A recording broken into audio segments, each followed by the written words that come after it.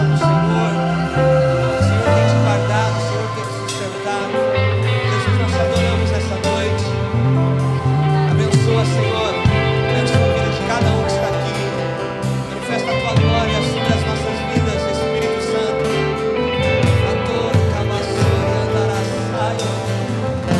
Faz a tua obra, Jesus. Nós estamos inaugurando um novo culto. Obrigado, Senhor. Obrigado, Jesus.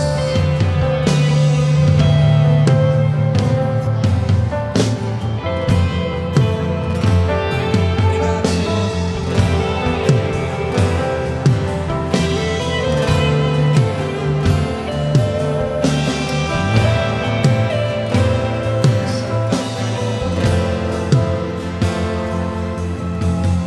Espírito Santo, te adoramos, Espírito Santo.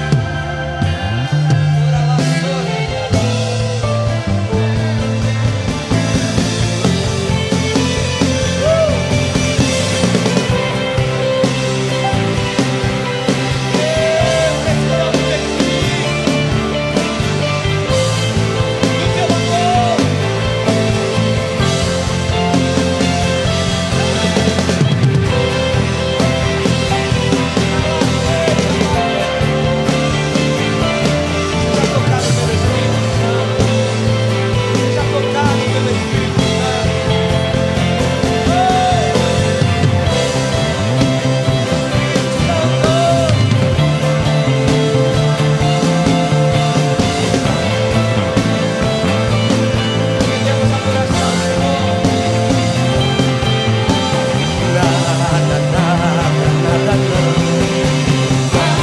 Separando em ti, nada pode me afastar do seu grande amor. Nada, nada, nada não vai me separar de ti. Nada pode me afastar do seu grande amor. Nada me separará. Nada me separará, nada me separará do seu amor. Nada me separará, nada me separará, nada me separará do seu amor.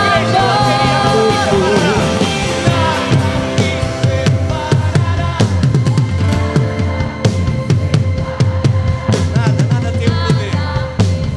Nada.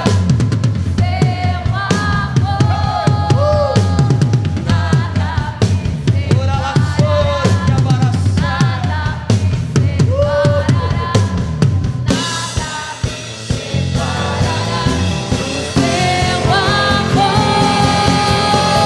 Nada me separará, nada me separará, nada me separará do seu amor.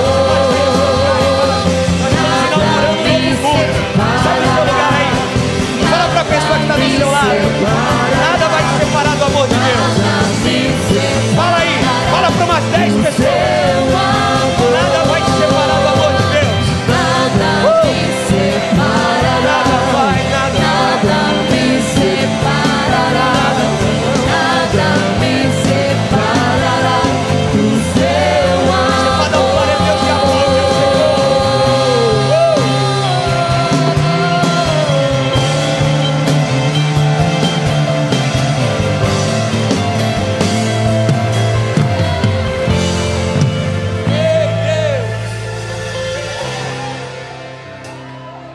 Obrigado, Senhor, pela tua bondade. Irmãos, nessa manhã nós tivemos uma manhã de confronto. Fala assim pro teu irmão: Jesus não vai te afrontar, porque quem nos afronta não quer o nosso bem. Fala pro teu irmão: Jesus vai te confrontar, porque quem te confronta quer o seu bem. Aleluia. Abra sua Bíblia comigo em Efésios capítulo 2. Louvado seja o nome do Senhor. Estou com um tênis novo aqui que eu ganhei da igreja, aleluia. Uma camisa nova, ó. Queria agradecer a todos que, com palavras, com abraços, nos desejaram um feliz 4.3. Eu nunca pensei que eu ia chegar nos 4.3, irmão. Que loucura é essa, Jesus? Mas o ar da praia faz bem. A gente fala por aí que a gente tem 42, 43, o povo não acredita. Aí eu falo, Luizão, é o ar da praia. O ar da praia é maravilhoso, rejuvenesce. Glória a Deus por nós morarmos na praia, aleluia. Efésios 2, verso 10 diz assim: porque somos criação de Deus, realizada em Cristo Jesus, para fazermos as boas obras, as quais Deus preparou antes para nós a praticarmos. Eu vou ler novamente. Porque somos criação de Deus, realizadas em Cristo Jesus, para fazermos as boas obras, as quais Deus preparou antes para nós as praticarmos. Obrigado, Jesus, pela tua palavra aberta diante de nós. Nós somos gratos a ti, porque a tua palavra, o teu amor nos alcançou como nós cantamos, Pai. Refrigera a nossa alma, nos dá uma visão, expande, Senhor, a nossa mente, que nós possamos enxergar diante da tua mesa o que nós não estávamos enxergando. Fala conosco, Pai, queremos te ouvir. Nós estamos inaugurando esse culto, e nós queremos inaugurar esse culto com a tua presença, com a tua mão poderosa estendida, declarando que só o Senhor é Deus, que não há outro digno de honra e adoração, Senhor. Se faça presente, carimba tudo isso, Pai, testifica tudo que nós estamos fazendo, todo o nosso movimento, Pai, seja o seu movimento, seja debaixo de obediência, de instrução da tua palavra. Nós te louvamos, Deus, por esse tempo, em o nome de Jesus. E quem crê e concorda, diga glória a Deus. Aleluia. Teve um empresário no nosso país que chegou a ser o quarto homem mais rico do mundo, porque ele tinha papéis, ele tinha na bolsa as suas empresas, e os seus negócios davam muito lucro. Então as ações da empresa dele estouraram, explodiram, e ele chegou a ser o quarto homem mais rico do mundo. Mas de repente tudo começou a ruir, tudo começou a quebrar, descobriram um monte de coisa, era tudo falso, era tudo mentira, era tudo engano, e aquelas ações que num determinado momento valiam tanto, agora já não valem quase nada. E aquele homem que chegou a ser o quarto homem mais rico do mundo, agora está sendo procurado, precisa vender empresas, porque ele não realizou o dinheiro. As ações chegaram num patamar que, se ele realiza, o que é realizar? Se ele tivesse sacado o dinheiro que ele investiu, ou quando as ações dele valiam muito dinheiro, ele tinha realizado. Realmente aqueles papéis tinham se tornado dinheiro. Então agora ele seria verdadeiramente um homem milionário, rico, bilionário. Só que ele não realizou o dinheiro. E o texto de Efésios 2 diz que nós somos criação de Deus, realizados em Cristo. Antes de você aceitar Jesus, você não sabia para onde ia, nós estávamos perdidos. Mas quando a gente entrega a nossa vida a Jesus, então Deus começa a realizar a nossa vida em Cristo Jesus. Então agora é valendo. Então agora nós vamos experimentar a vontade de Deus. Nós vamos ver o que Deus tem preparado para nós, porque em Cristo a nossa vida é realizada. Para quê? Para boas obras, que Ele preparou antes da fundação do mundo, para que a gente pudesse praticar. Olha o que esse texto tão forte e poderoso está trazendo para diante de nós. Está dizendo que Deus preparou obras para nós andarmos nelas, boas obras, antes da fundação do mundo. Ou seja, sabe por que você veio nessa tarde, nesse primeiro culto das 5:30? Para você aprender, para você entender que existe um livro que fala sobre todos os dias da sua vida que estão nas mãos de Deus. Existe um livro que Deus, quando sonhou comigo e com você, antes de você ser gerado, antes da fundação do mundo, Ele escreveu um livro com a tua história, com todos os seus dias, aquilo que é propósito dele, aquilo que é para que nós possamos viver. Só que porque Ele não fez soldadinhos de chumbo, só que porque Ele não fez aqueles soldados verdinhos do Toy Story, nós não somos todos iguais, todos paralisados, e a gente se move quando Ele dá a ordem, não. Ele nos deu livre-arbítrio. Eu posso não querer viver o que Deus tem para mim. Você pode escolher não viver aquilo que Deus tem para você, aquilo que está escrito no livro a respeito da sua vida. Você pode dizer: eu não quero, eu não vou viver a vontade de Deus, eu não quero fazer o que Deus está me mandando fazer. Eu tenho essa escolha, mas eu preciso saber, e você também, que existe um livro diante de Deus que conta os nossos dias. O livro que Deus escreveu a respeito da nossa vida, dos nossos dias, que é a vontade dele.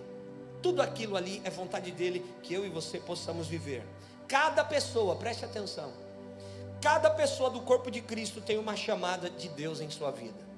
Então todos nós que nascemos de novo, nós temos uma chamada, um encargo de Deus sobre a nossa vida. Todos nós que nascemos de novo, existem boas obras preparadas para nós andarmos nelas. Agora eu posso escolher se eu vou fazer a vontade de Deus ou vou fazer a minha vontade. Salmo 139, versículo 16 diz assim: os teus olhos viram o meu embrião, todos os dias determinados para mim foram escritos no teu livro, antes de qualquer um deles existir. Meu Deus, é por isso que nós que somos cristãos, protestantes, evangélicos, seja lá o que for que você queira dar o nome, nós somos totalmente contra o aborto em qualquer momento da concepção. Por quê?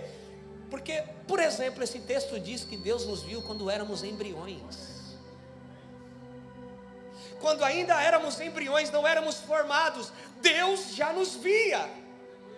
Deus já via todos os nossos dias. Os dias que foram determinados para mim foram escritos no livro.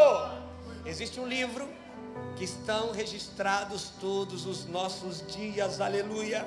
Existe um livro escrito a seu respeito, a sua história. Se alguém for fazer uma biografia, Jackson, da minha vida, se alguém for fazer uma biografia da sua vida, essa pessoa ela vai estudar a minha vida, ela vai conversar com testemunhas, ela vai procurar os meus filhos, ela vai procurar minha esposa, para saber o que nós vivemos, o que nós passamos, como foi a nossa adolescência, a nossa infância. Essa pessoa que vai escrever a minha biografia vai procurar os meus pais, para saber o que aconteceu na minha vida de forma pontual, como é que foi, o que aconteceu, para que ele escreva no livro. Só que ainda assim, mesmo essa pessoa fazendo uma grande investigação, ela pode deixar de escrever na biografia algumas coisas que eu vivi, mas existe um livro diante de Deus que está exatamente todos os segundos e minutos da sua vida nessa terra. Estão escritos diante de Deus e nada vai passar batido. Agora vem comigo aqui, irmão, porque o negócio vai ficar mais fundo. Se existe um livro que fala da minha história, da maneira que Deus deseja que eu viva, eu preciso buscar a Deus para saber qual é a vontade dEle para os meus dias. Eu preciso buscar a Deus para saber qual é a vontade dEle para os meus dias. Eu preciso buscar a Deus, ouvir a voz de Deus, estar em comunhão, preservar os meus ouvidos atentos, meu coração diante dEle, para que eu saiba qual é a vontade dEle, porque eu não quero andar nos meus dias fazendo a minha vontade, mas a vontade do Senhor. Então preste atenção, Deus fala. Você sabia que antes da fundação do mundo, Deus já fechou com o seu filho, Juliana, com Jesus, que ele seria o Cordeiro? Um dia antes da fundação do mundo, Deus chamou Jesus e falou assim: filho, você vai ser chamado de Cordeiro, porque você vai morrer pela criação que eu vou fazer. Ainda eu nem criei, ainda eles nem sabem, mas você já vai ser chamado de Cordeiro. Jesus já era chamado de Cordeiro antes da fundação do mundo. O Cordeiro de Deus que tira o pecado do mundo. E aí Jesus cria tudo que Ele criou. Em Daniel, no capítulo 7, no versículo 10, diz assim: de diante dele saía um rio de fogo, milhares de milhares o serviam, milhões de milhões estavam diante dele. O tribunal iniciou o julgamento e os livros foram abertos. Milhares e milhares, milhões de milhões, anjos. O julgamento começou. Os livros foram abertos. Quais livros? Os livros das nossas vidas.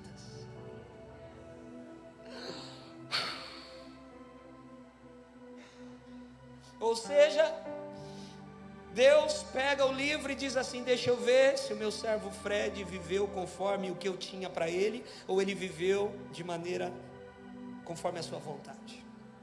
Ele viveu os meus planos, ou ele viveu os planos dele? Você não vai ser julgado por aquilo que você fez, você vai ser julgado por aquilo que você deixou de fazer a respeito do seu chamado. Deus tem algo para nós, Ele preparou. Eu preciso saber a vontade de Deus, para eu poder andar nos planos e nos propósitos do Senhor a respeito da minha vida. Agora existe um texto, eu quero que você abra Eclesiastes capítulo 3, tem Eclesiastes na tua Bíblia, tá? Depois de Salmo, vai indo aí que você vai achar. Eclesiastes capítulo 3, versículo de número 15.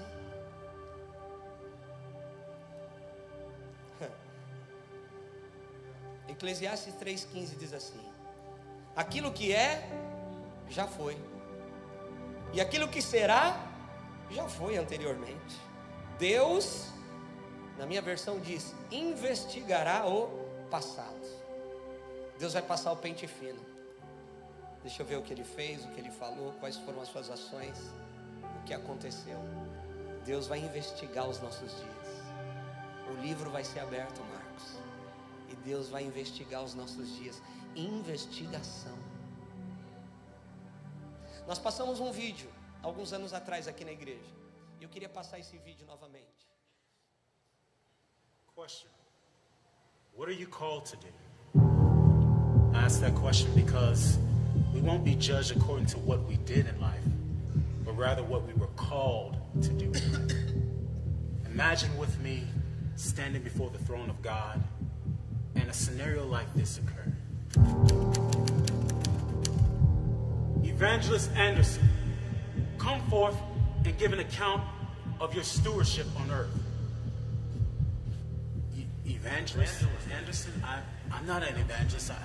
I'm an accountant. I had an accounting firm. I had Evangelist Anderson. Where are the 347,566 souls I called you to impact in Asia, son? Where are they? I'm an accountant. I had an accounting firm. I help churches. I help ministries with their finances, son. Where are the 347,566 souls in Asia I called you to impact? Son, where are they? Had you sought me, had you sought my face, I would have revealed this to you. And everything in regards to that man's calling was burned up before the judgment seat of Christ. Accountant Jones, step forward and give an account of your stewardship. Accountant Jones? No, I pastored for 35 years. I had a membership of 750 people. Accountant Jones, I called you to the marketplace. Had you done this, you would have significantly impacted 2 people. You and those 2 men would have helped churches with their finances, and those churches would have impacted 751,321 souls. If you would have sought me, I would have revealed this to you. And again, in regards to this man's calling, everything he's done in life would be burned up before the judgment seat of Christ.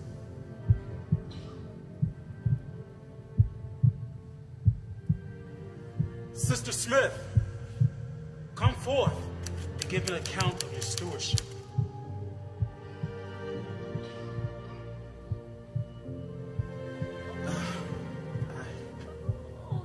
I only raised 3 children. I never preached to nations. I never even been on a missionary trip. I only tried my hardest to raise my children in your way.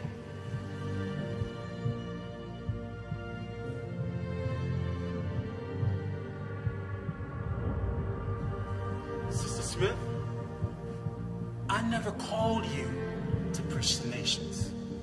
I never called you to go to other countries on missionary trips. I called you to raise 3 children. And let me show you the 1,579,541 souls those 3 children impacted. You sought me and you heard my voice. You were obedient to my call. Well done, my good and faithful servant. Enter into the joy of your Lord.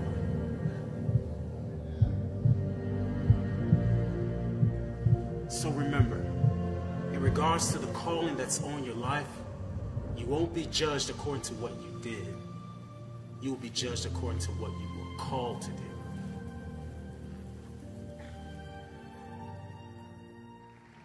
Qual é o nosso chamado? A gente precisa entender o que a gente foi chamado para fazer. Será que nós estamos fazendo a nossa vontade ou a vontade de Deus? Será que eu estou me movendo para algo que é confortável para mim e não tem nada a ver com aquilo que está no livro a respeito da minha vida? Ou eu estou procurando saber o que Deus tem para a minha vida? Então você entende, e a gente começa a entender que você e eu não seremos julgados por aquilo que a gente fez. Nós seremos julgados por aquilo que nós deixamos de fazer em relação ao nosso chamado. Um dos seus nomes, um dos meus nomes, do meu nome é forasteiro.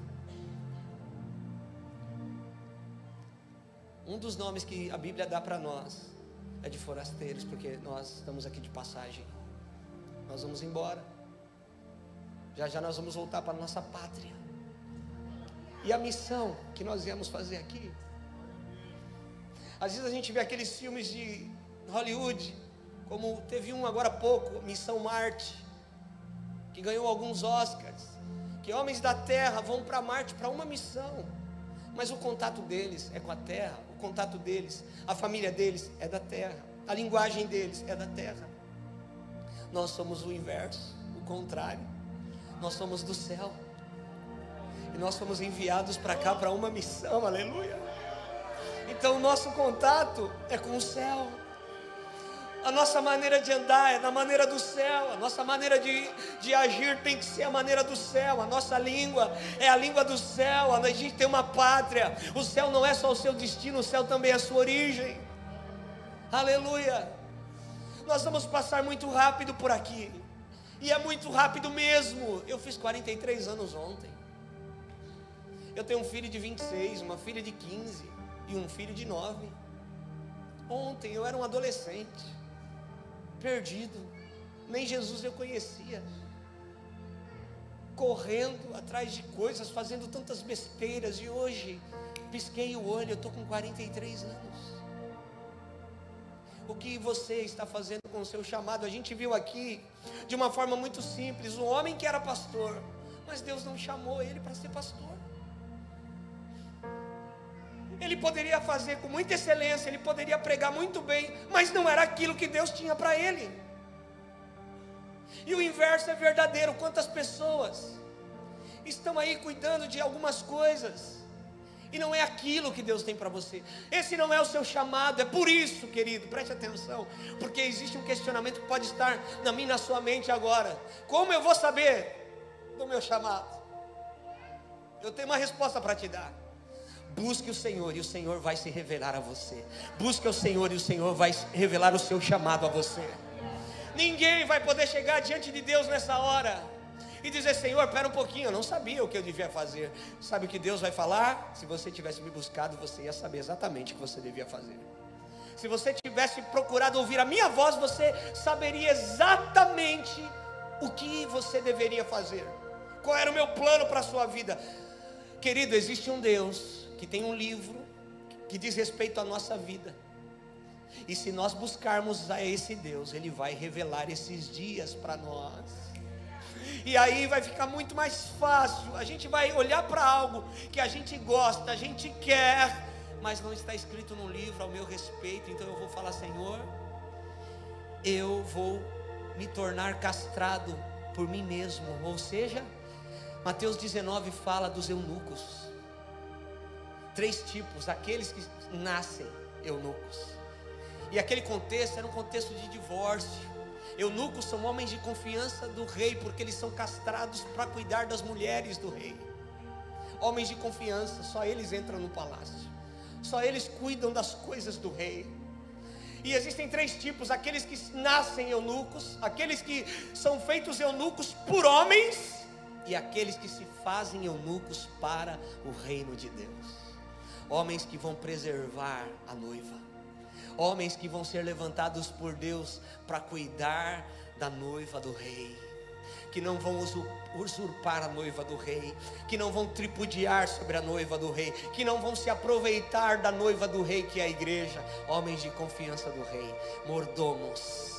mordomos que não tem nada, mas tem acesso à despensa para servir outras pessoas, tem acesso àquilo que só o rei sabe para servir outras pessoas. Você é um mordomo, você é um forasteiro, você é um eunuco, porque você decidiu não fazer a sua vontade, mas fazer a vontade de Deus. Ninguém precisa te castrar, você renuncia para o reino de Deus e pelo reino de Deus. Aleluia. Querido, os nossos atos de justiça, as nossas ações de amor, as nossas palavras de fé, tudo vai estar registrado diante dele. A Bíblia diz em Malaquias 3,16, esse livro não fala só de dízimo, porque eu e você só abrimos Malaquias por conta dos dízimos e ofertas. Mas o versículo 16 de Malaquias diz assim: então os que temiam ao Senhor falaram uns aos outros, o Senhor atentava e os ouvia. Havia um memorial escrito diante dele para os que o temem ao Senhor e para os que se lembram do seu nome. Quando eu estou compartilhando com você, o Rei dos Reis está ouvindo aqueles que o temem. Olha sobre o que eles estão conversando. Eles estão conversando sobre as minhas coisas. Eles não estão vendo, mas eles estão acreditando. Eles não estão enxergando, mas eles estão falando com fé. Eles estão edificando uns aos outros. Eles estão compartilhando a palavra de vida. E isso está como um memorial diante de Deus. E naquele grande dia, o seu nome será lembrado. A Bíblia diz, Neemias sabia disso lá no Velho Testamento. É por isso que ele diz em Neemias 13:14: por isso, Deus meu, lembra-te de mim e não apagues as beneficências que eu fiz à casa de Deus e ao serviço da casa de Deus. Senhor, lembra do que eu fiz. Eu sei que o Senhor não vai apagar. Todas as minhas ações de fé, todo o meu comportamento de amor, todas as palavras de sabedoria que o Senhor me deu e eu distribuí e eu compartilhei, não eram minhas. Todos os dons, queridos, só existe um dom que é para mim, que é um dom egoísta, que é o dom de línguas, porque eu falo e eu edifico a mim mesmo. Mas todos os outros dons são para o corpo de Cristo, são para as pessoas. Alguém pode levantar a mão e dizer: uau, Deus está me usando muito. Sabe por que Deus está te usando muito? Por causa da pessoa que está do seu lado. Ninguém. Às vezes a gente olha para nós e fala: meu Deus, como Deus está usando. A gente olha para alguém e fala: meu Deus, como Deus está usando fulano, como Deus está usando aquela mulher. Sabe por que Deus está usando aquele homem e aquela mulher? Por causa de quem está do lado dela. Se Deus está fazendo algo nessa igreja, é por sua causa. Ah, você não entendeu? Se Deus está fazendo algo nessa igreja, é por sua causa, pastor Jorge. Fala para o teu irmão: sabe por que Deus me usa? Por sua causa. Sabe por que Deus tem me usado? Por sua causa. Deus não nos usa por nossa causa, Deus nos usa pela causa dos outros. Deus nos usa por causa do corpo de Cristo. Tudo o que você tem suportado por amor a Deus, todo o sofrimento que você tem suportado por amor a Jesus, por amor a Cristo, querido, tudo isso está registrado. Vale a pena sofrer por Jesus. A Bíblia diz em Salmo 56:8, escuta esse texto. Salmo 56, versículo 8 diz: registra tu mesmo o meu lamento, recolhe as minhas lágrimas no seu odre. Acaso não estão anotadas em teu livro? todo o seu choro diante de Deus, olha para mim, está registrado no livro. Tudo que você tem suportado por amor a Cristo está registrado no livro de Deus. Tudo que você tem feito, tudo que você fala, eu queria esganar, mas eu vou fazer a vontade de Deus. Eu queria ir lá onde eu gosto, mas vai comprometer o meu testemunho, então eu vou ficar. Homens e mulheres que são eunucos para o reino de Deus, renunciam às suas vontades. Deus julgará tudo, querido. Deus julgará tudo. Eclesiastes 12:14 diz: pois Deus trará a julgamento tudo o que foi feito, inclusive tudo o que está escondido, seja bom ou seja mal. Eu posso esconder algumas coisas da minha esposa, eu posso esconder algumas coisas do meu melhor amigo, eu posso esconder algumas coisas do meu pastor, mas existe um dia que todos nós estaremos diante do Cordeiro, e Ele vai abrir os livros, e tudo que está escondido vai aparecer, seja bom ou ruim. Ninguém escapa. Tudo que eu escondo hoje vai aparecer naquele dia. Nada ficará escondido. É por isso que é muito melhor agora, já rapidamente, eu e você andarmos na luz, andarmos na verdade. Nós temos falado sobre isso, e eu fiquei muito feliz essa semana, porque eu aconselhei algumas pessoas que responderam à pregação e disseram assim: pastor, eu não podia ficar com isso guardado, eu precisava confessar. Eu fiz isso. Naquele grande dia, o diabo não vai poder pegar nas mãos para usar contra essa pessoa, porque Jesus vai falar: ele já fez o que devia ser feito, e está como memorial diante de mim. Aleluia. Olha o que o próprio Jesus fala em Mateus 12, é Jesus falando. Mateus 12, verso 36 e 37, mas eu lhe digo que no dia do juízo, os homens haverão de dar conta de toda palavra inútil que tiverem falado, pois todas as suas palavras serão, pois por suas palavras serão absolvidos, e por suas palavras serão condenados. Cuidado com o que você fala, cuidado com o que você declara, porque pelas nossas palavras nós seremos condenados, e pelas nossas palavras nós seremos absolvidos. Aí eu falei, eu estava nervoso. Não fale, você é dono do que cala e escravo do que fala. Guarda com você, não explode, não libera. Mas eu estava com a minha esposa, ninguém ouviu. Não fale, não libera. Mas todo mundo me conhece, eu sou desse jeito mesmo. Muda o seu jeito.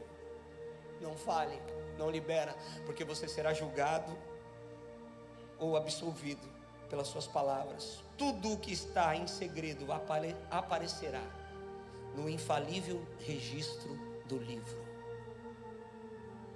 Tudo o que está em secreto, pastor Leandro, aparecerá no infalível registro do livro. Tudo está escrito lá. Tem um livro ao seu respeito. Tem um livro ao meu respeito.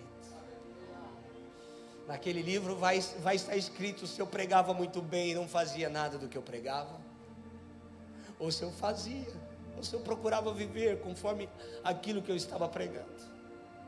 Nada escapa, irmão. Tudo está registrado. 1 Coríntios 4:5 diz, eu quero te dar base para o que eu estou falando. Portanto, não julguem nada antes da hora devida. Esperem até que o Senhor venha. Ele trará à luz o que está oculto nas trevas e manifestará as intenções dos corações. Nessa ocasião, cada um receberá de Deus a sua aprovação. Então não julgue. Espera Deus chegar. E eu creio que esse texto não está falando só no dia da volta do Cordeiro, não. Diante de uma situação, não julgue as pessoas. Espera Deus vir sobre aquela situação. Quem entende isso, diga aleluia. Espera Deus se apresentar, espera Deus mostrar, porque Deus mostrará e manifestará a intenção dos corações. E nessa ocasião, cada um vai receber de Deus o que foi aprovado ou não. Por isso, não permita que seja tarde demais. Nós estamos falando de uma verdade, querido. de uma verdade que não está distante de nós, ela está em nós. Essa é a verdade do livro sagrado. Essa é a verdade da Bíblia. Nós não temos que ser bons, nós temos que ser bíblicos. Nós não temos que ser teológicos, nós temos que ser bíblicos. Nós não temos que ter muitos achômetros. Eu ouvi uma pregação do Hernandes Dias Lopes falando sobre dízimo e oferta, até compartilhei essa semana, que ele dizia, e é uma verdade, a gente tenta achar tantos motivos para não sermos generosos, e a gente fica procurando uma razão para a gente não ser generoso, enquanto a gente tem que achar motivos para sermos generosos. Nós temos que achar motivos para sermos generosos. É do caráter de Deus a generosidade. É do caráter de Deus entregar, doar. Uma moça hoje de manhã, depois do culto, falou assim: pastor, tem uma família que eu quero ajudar, que não mora nessa cidade, mora em outra cidade. Eu posso pegar parte do meu dízimo para ajudar essa família? Eu disse para ela assim: você vai estar quebrando um princípio. O dízimo você entrega na casa do Senhor, onde você congrega, porque você não pode administrar o seu dízimo. Agora, você pode até dar uma oferta muito maior do que o seu dízimo para essa família. Então você não pode querer fazer o bem quebrando o princípio.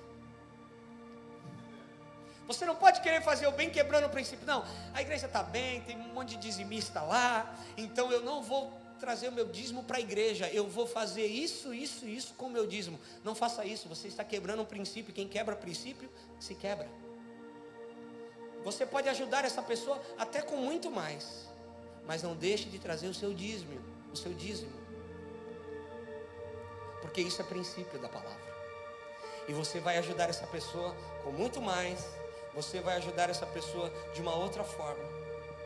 Nós precisamos influenciar, nós precisamos afetar esse mundo para que as pessoas não caiam nesse abismo eterno. Querido, em Mateus 25:46 diz assim: e estes irão para o castigo eterno, mas os justos para a vida eterna. Se existe um castigo eterno, eu não posso ficar neutro, eu preciso me mexer. Se existe um castigo eterno, nós não podemos ficar neutros. Não, eu estou aqui, eu preciso afetar a vida das pessoas de forma boa. Eu preciso, as pessoas têm que ficar incomodadas do meu lado mesmo, porque eu não posso ficar neutro, achar que está tudo bem. Não, eu não vou falar, vão falar que eu sou fanático, e a pessoa indo para o castigo eterno. De repente a gente tem uma notícia: fulano morreu, aí vem aquele peso de culpa. Quantas vezes, querido, nós seremos julgados por isso? Eu te coloquei do lado dessa pessoa, eu te enchi de dons, eu fiz você ouvir o que devia fazer, e você nunca falou do meu amor para essa pessoa que morreu do seu lado e foi para o castigo eterno, porque não conheceu a minha vida, não conheceu o seu Salvador. Isso não pode, irmão. Fale a tempo e fora de tempo. Anuncie as boas novas. Quais são as boas novas? Ei, tem alguém que é seu Salvador, que morreu por você. O seu Salvador se chama Jesus, e se você entregar a sua vida a Jesus, você será salvo. Se eu sou salvo pela graça, isso não me dá o direito de correr pouco atrás da santidade. Se eu e você somos salvos pela graça, isso não nos dá o direito de a gente correr pouco, fazermos pouco pela santidade. Eu preciso me separar, eu preciso buscar a face de Deus, eu preciso pecar menos ainda, pecar quase nada. Eu preciso me aproximar de Deus e parar de lutar contra o pecado, porque enquanto eu estou lutando contra o pecado, eu posso perder muitas vezes, mas quando eu me aproximo de Deus, eu venço o pecado. O segredo é se aproximar de Deus. Você acha, preste atenção, se nós estamos falando que existe uma vida perfeita em Deus, que Ele escreveu para nós, e eu preciso saber se a minha vida corresponde ao que está no livro ou não.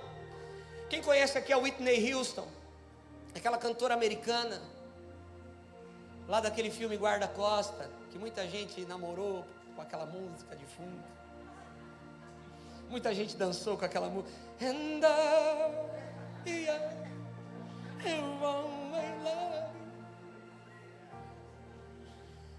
A Whitney Houston é de New Jersey.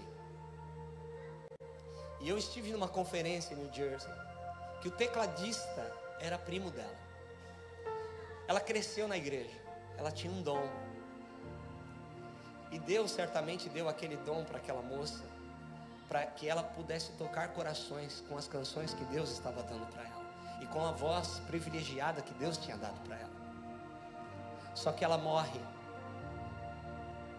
sozinha, drogada, numa banheira, dentro da sua casa. Será que essa era a história que Deus tinha no livro para ela? Ou ela escolheu outro caminho?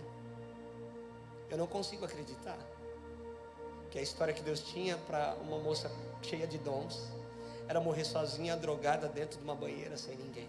Tão famosa e sem ninguém, tão rica e sem nada. Ela foi convidada. E os convites são perigosos, porque os convites são grandes. O mundo vai querer mover o meu e o teu coração, vai querer nos mover de lugar com grandes convites, não são com convites pequenos. E muita gente vai e não consegue voltar. Muita gente aceita o convite, e essa moça não conseguiu voltar para o propósito, voltar para o caminho, voltar para a vontade de Deus. Ela não conseguiu voltar, ela foi castrada por homens. É por isso, irmãos, que a manifestação do poder de Deus não é sinal de aprovação. Se nós estamos vendo sinais e maravilhas aqui nessa igreja, isso não quer dizer que Deus está nos aprovando. Eu quero saber se isso é vontade de Deus, se está escrito no livro. É isso que nós precisamos saber. Sabe por quê? Manifestação de poder não tem nada a ver com sinal de aprovação de Deus. Um dos lugares onde Deus fez mais sinais no meio do seu povo foi no deserto, quando Ele tira através de Moisés o povo do cativeiro de 400 anos, escravidão, para herdar Canaã. Aquele povo viu milagres. A água brotava da rocha, a sandália dos pés não se gastava, a roupa não se gastava. De noite tinha coluna de fogo, de dia tinha nuvem para cobrir. Uma proteção de Deus. Um dos momentos que o povo mais viu sinais miraculosos do Senhor. Mas quantos entraram na terra prometida? 2. Manifestação do poder não quer dizer que Deus está aprovando. É por isso, escute, como algumas pessoas se desviam do propósito. Obrigado, Espírito Santo. Como algumas pessoas... Hoje eu sabia que não ia ter glória a Deus e aleluia, porque hoje é noite de confronto. Como nós vamos saber? Como muitas pessoas se desviam do propósito, do caminho, ou do plano que Deus tinha no livro para essa pessoa? Sabe como muitos de nós nos afastamos do propósito de Deus? Quando a gente começa a fazer algo e está dando certo, e a gente fala, cara, Deus está ali. Olha, está fluindo, eu estou ganhando dinheiro, Deus está aí. E você vai, e Deus deixa você ir. Mas Deus nunca esteve ali. Porque aquilo estar dando certo não é sinal que Deus está ali. Mas Deus deixa a gente ir. É por isso que às vezes dá um nó na nossa cabeça. Está tudo indo bem, mas eu estou infeliz aqui dentro. Está tudo prosperando, mas eu estou infeliz. É Deus dizendo, quem disse que eu estou aí, nisso aí que você está fazendo está dando certo? E aí, tem gente que começa a ouvir a voz de Deus, e tem um emprego bom, um salário maravilhoso, vários benefícios, mas está indo infeliz, porque o chamado é largar tudo, para ir fazer missão. E quando essa pessoa começa a buscar a Deus, e Deus começa a revelar sua vontade para essa pessoa, ela abandona, e ela dá notícia para a família, ela dá notícia para os amigos, ninguém entende nada, e ninguém vai entender mesmo. Como você vai largar algo que está dando certo, para fazer algo que você sabe, que você não sabe o que vai acontecer? É Deus. Procure o propósito de Deus, e Deus vai mostrar o propósito dele para você. Fala para quem está do seu lado, nós precisamos buscar a face do Senhor, para sabermos o que Deus tem a respeito da nossa vida. Escute uma coisa, querido, Você foi chamado para multiplicar. Repita comigo: eu fui chamado para multiplicar. Eu fui chamado para inovar. Eu fui chamado para ser criativo. É para isso que você foi chamado. Você sabia que um dos sinais de fidelidade é multiplicar? Abre comigo em Mateus 25, versículo 25. Porque tem gente muito receosa e nunca faz nada. Eu conheço pastores, querido, que são santos, que são amados, que são queridos, que são homens de Deus, que são homens íntegros, mas eles têm tanto cuidado em preservar tudo, que nunca avançam. Eles têm tanto cuidado de não gastar aquilo de forma errada, que nunca progridem. A igreja fica travada, porque ele caduca o ato. Você não foi chamado para preservar, você foi chamado para multiplicar. Quem preserva é Deus, porque a igreja é dele. Eu não fui chamado para preservar, eu fui chamado para multiplicar. Eu vou provar isso aqui para você. Mateus 25, 25 é a parábola dos talentos. Vai no 14, vai no versículo 14. Mateus capítulo 25. Olha que coisa linda, versículo 14. Olha o que diz aí. Diz assim: pois será como um homem. Ele está falando, Jesus está falando a parábola dos talentos, que ausentando-se do país, chamou os seus servos e lhes confiou os seus bens. A um deu 5 talentos, a outro 2 e a outro 1. E cada um segundo a sua própria capacidade. Deus nunca vai te dar nada que você não consiga sustentar. Ele te conhece, Ele conhece a sua estrutura. Deus é bom. E então ele partiu, versículo 16. O que recebera 5 talentos saiu imediatamente a negociar com eles e ganhou outros 5.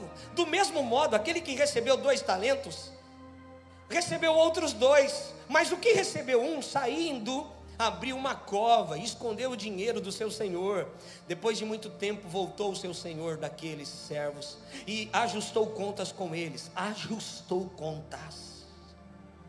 Então, aproximando-se, o que recebeu 5 talentos entregou outros 5 e disse: Senhor, confiaste-me 5 talentos, eis aqui outros 5 talentos que ganhei.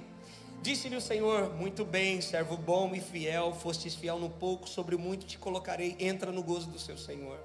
E aproximando-se também o que recebera 2 talentos, disse: Senhor, 2 talentos me confiastes, aqui tens outros 2 que ganhei. Disse-lhe o Senhor: muito bem, servo bom e fiel, fostes fiel no pouco, sobre muito te colocarei, entra no gozo do seu Senhor. Chegando por fim o que recebeu 1 talento, disse: Senhor, sabendo que és homem severo, que ceifas aonde não semeastes e ajunta aonde não espalhastes, receoso, eu escondi na terra o teu talento, aqui tens o que é teu. Respondeu o Senhor: servo mau e negligente, sabias que ceifa onde não semeei e ajunto onde não espalhei? Cumpria, portanto, que entregastes o meu dinheiro aos banqueiros, e eu ao voltar receberia com juros o que é meu. Tirai-lhe, pois, o talento e dai-lhe ao que tem 10. Olha aqui para mim, que Deus é esse? Porque você não fez o que devia fazer, até o que você tem será tirado, e eu vou dar para aquele que tem 10. Deus deixa assim um sem nada, porque são infiéis, e outros com muito, porque são obedientes. Está escrito aqui. Então preste atenção, escute o que eu vou dizer, que eu estou terminando. Existem pessoas que são receosas. Ei, Deus te deu talentos. A uns 1, a outros 2, a outros 5. A Bíblia diz que aquele que recebeu 5 saiu imediatamente a negociar. Ou seja, repita comigo: o reino de Deus é arriscar. Você precisa sair para multiplicar. Você não precisa ficar preocupado em preservar, porque eu conheço muita gente que é muito melhor do que eu e está tão preocupado em preservar, em cuidar do que tem, que nunca consegue fazer nada de novo, nunca sai do lugar, caduca o ato que deve ser feito. O tempo passa e nada acontece. O que adianta guardar? Jesus não chamou você para preservar. Olha, o dono, o Senhor aqui da parábola não disse assim: olha, eu estou te dando 5 talentos, guarda o que eu te dei, porque eu vou voltar, eu quero 5 de volta. Não. O que recebeu 5 saiu rapidamente para multiplicar. Reino de Deus é arriscar. Fala para quem está do seu lado, você precisa arriscar mais. Quem não arrisca não petisca.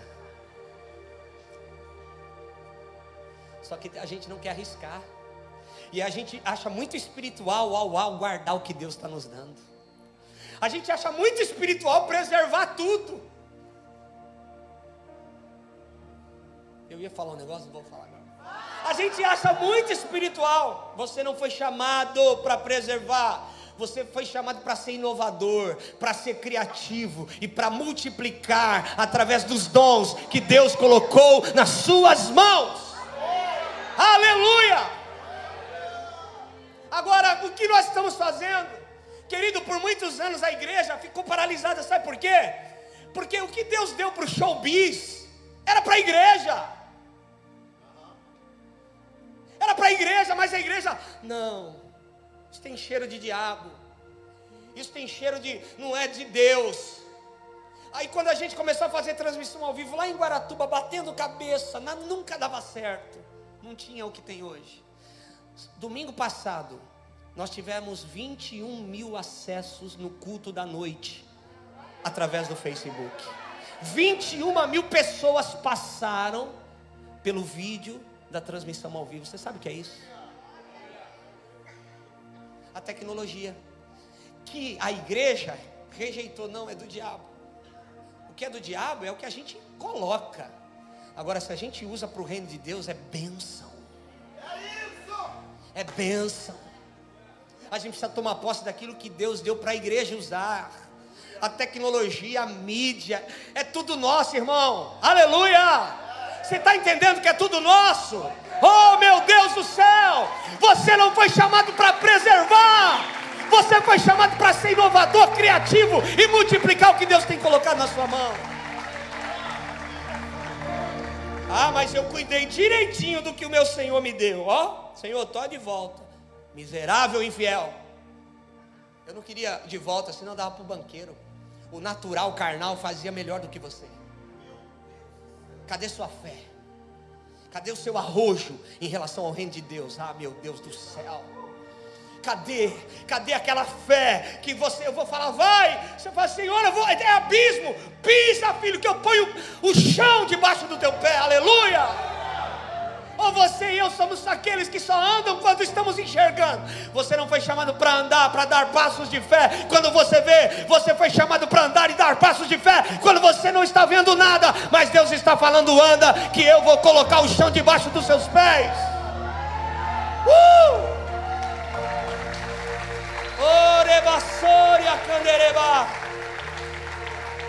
Homens que não se arriscam, medrosos, analisam. Eu conheço gente, irmão, que analisa tanto, mas analisa e pensa, não será que vai dar? E faz conta, e analisa, e faz conta, e analisa, e faz conta. O tempo passa, acabou, era para ter feito e não fez. O que recebeu 5 e o que recebeu 2 imediatamente saíram para se arriscar e negociaram.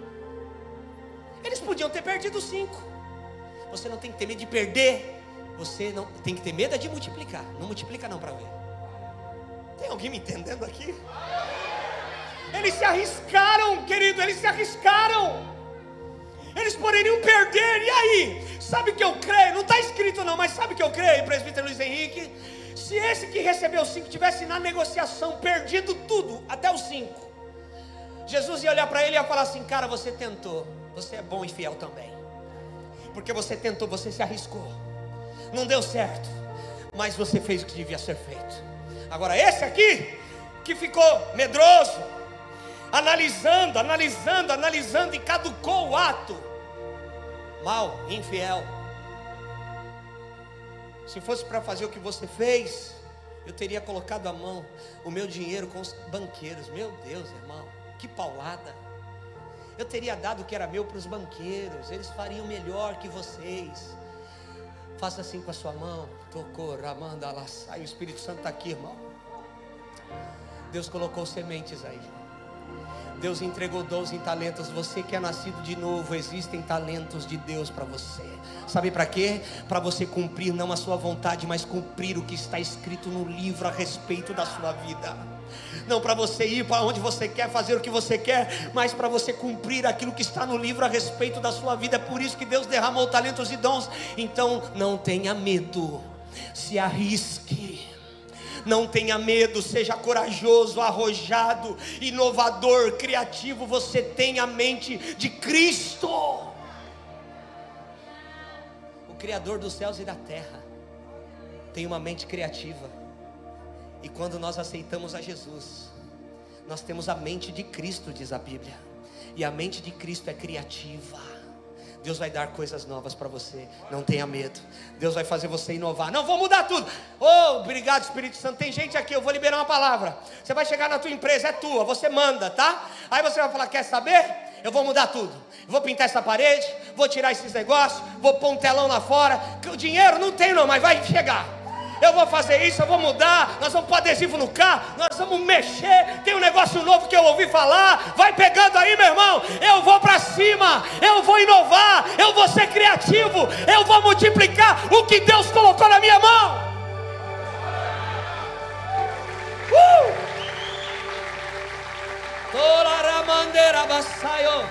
Esse culto tem que ser rápido, irmão, porque tem outro culto já já. Mas eu vou falar aqui o que Deus está me falando. Jesus não exige folhas, Jesus exige frutos. Quantas sementes tem dentro de uma melancia? Arrisca aí a falar. 5.000. Eu acho que tem umas 800. Quantas você acha que tem? Umas 300. Umas 500. 500 sementes dentro de uma melancia. Quantas sementes foram necessárias para que nascesse aquela melancia?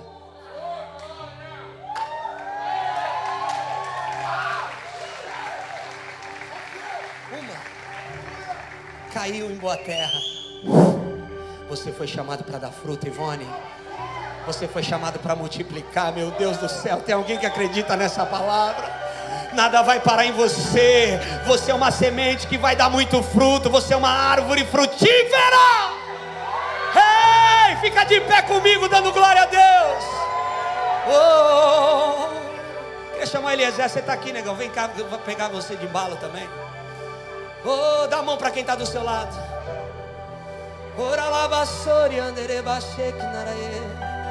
Espírito Santo, Espírito Santo. Tem gente que precisa se arrepender. O seu fruto vai ser vida, e você vai ganhar muitos para Jesus. Provérbios 11:30 diz: o fruto do justo é árvore de vida, e o que ganha almas é sábio. Você vai dar fruto. Você não vai caducar o ato. Você não vai ser receoso. Você vai para cima. Você vai fazer o que Deus está mandando. Eu quero o que está no livro ao meu respeito, Senhor. Ah, Senhor, se no livro está que não é para eu ser pastor, que eu não seja. Eu quero o que está no livro. Se no livro está que eu vou ser um grande empresário para investir pesado no reino de Deus, que eu seja. Eu quero o que está escrito no livro ao meu respeito. Eu quero o que está escrito no livro ao meu respeito. Comece a orar pelo seu irmão que está do seu lado. Nós seremos julgados. Nós seremos julgados. Comece a orar, comece a orar. Senhor, nós queremos a tua vontade, não a nós. Nós queremos o teu querer, não o nosso, Senhor. Nós queremos a tua vontade, não a nossa, Senhor.